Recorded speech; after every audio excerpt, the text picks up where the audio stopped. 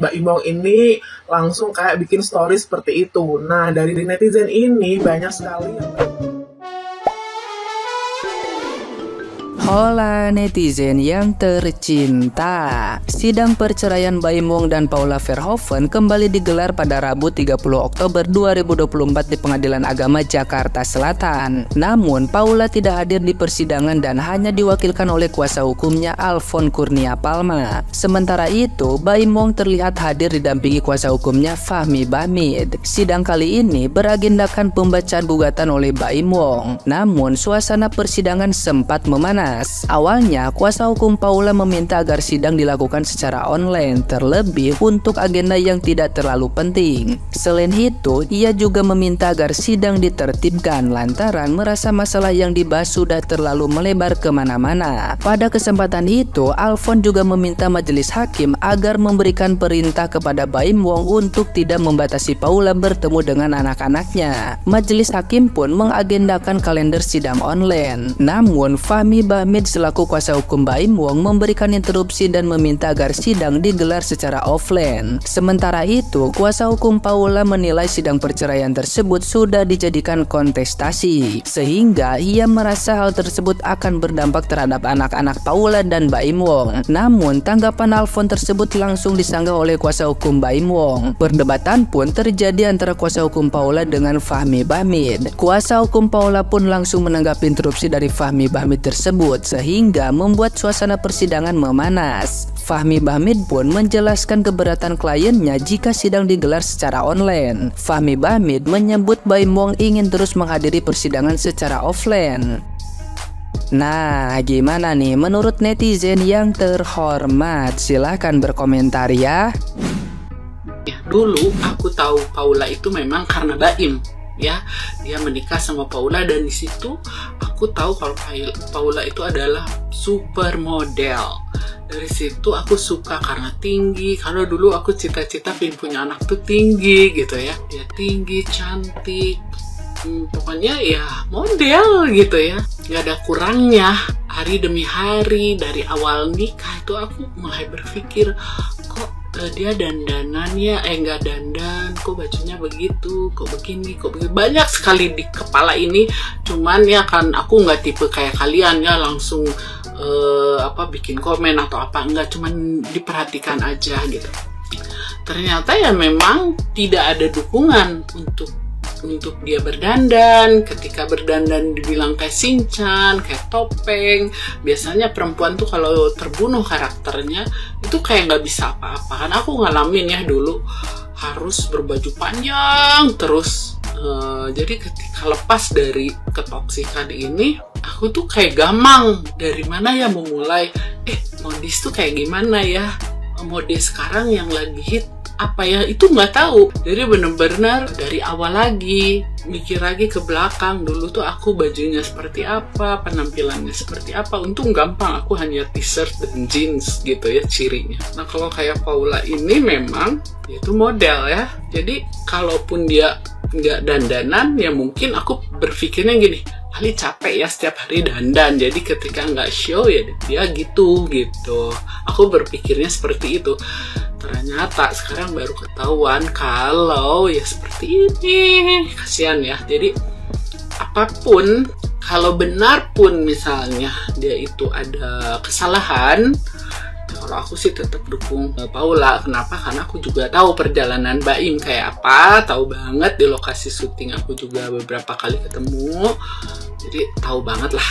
Pokoknya hidup Paula. Tetap semangat, tetap jadi perempuan yang cantik. Ini adalah klarifikasi yang kalem, adem, elegan, tapi sangat mengharukan. Maka saran saya kepada Mbak Imong adalah segera sadar dari arogansimu terhadap Paula. Jangan merasa yang paling benar dengan menyudutkan Paula, mantan istrimu. Kenapa? Karena dalam kasus perceraian, dua-duanya pasti punya kelemahan-kelebihan, kesalahan dan kebenaran gitu. Yang kedua, gagalkan niatmu untuk membuat sidang perceraian yang terbuka, karena itu akan mempermalukan dirimu sendiri. Kenapa begitu? Karena banyak sekali netizen Indonesia yang lebih percaya kepada Paula, dan dalam jangka panjang anak-anakmu kurang respect padamu. Baim, Paula Verhoeven tidak angkat telepon dari Baim. Baim haus validasi. Beberapa saat yang lalu, Baim Wong ini mengunggah di story-nya kalau dirinya ini sedang menelpon Paula gitu ya guys. Tapi sayangnya Paula ini tidak mengangkatnya gitu, kayak semacam video call gitu loh.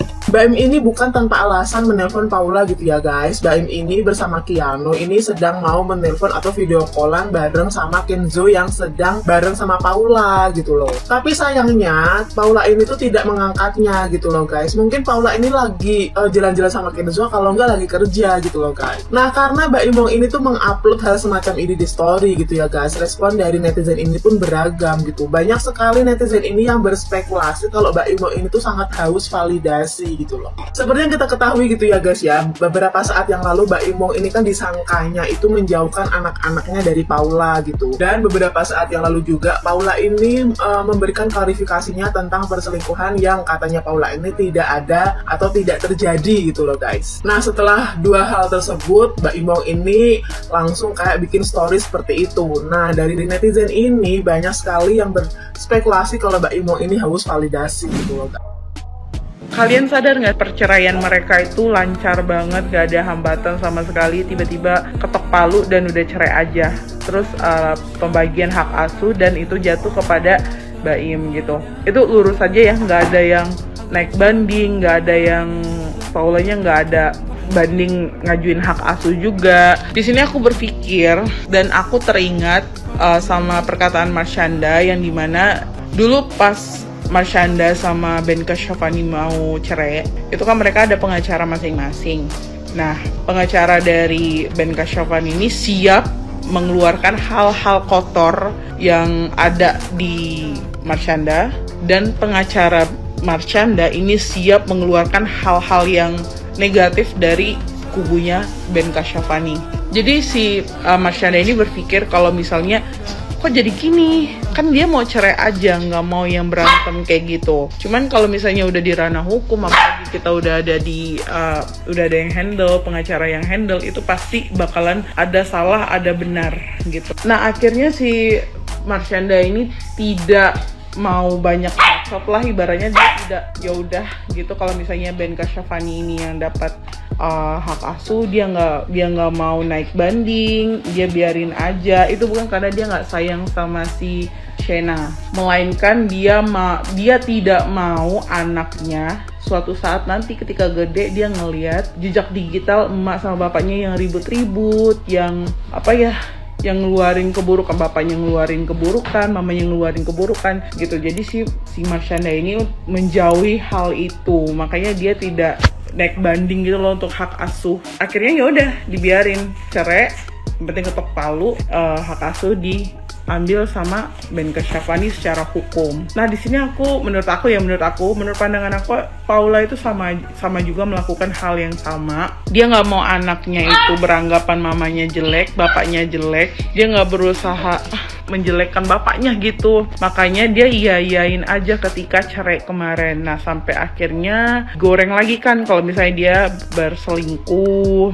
Dan dia akhirnya angkat bicara setelah dalam keadaan mereka sudah bercerai. Dan alasannya pun benar kan, dia nggak mau kalau misalnya jejak digitalnya itu merusak masa depan anaknya.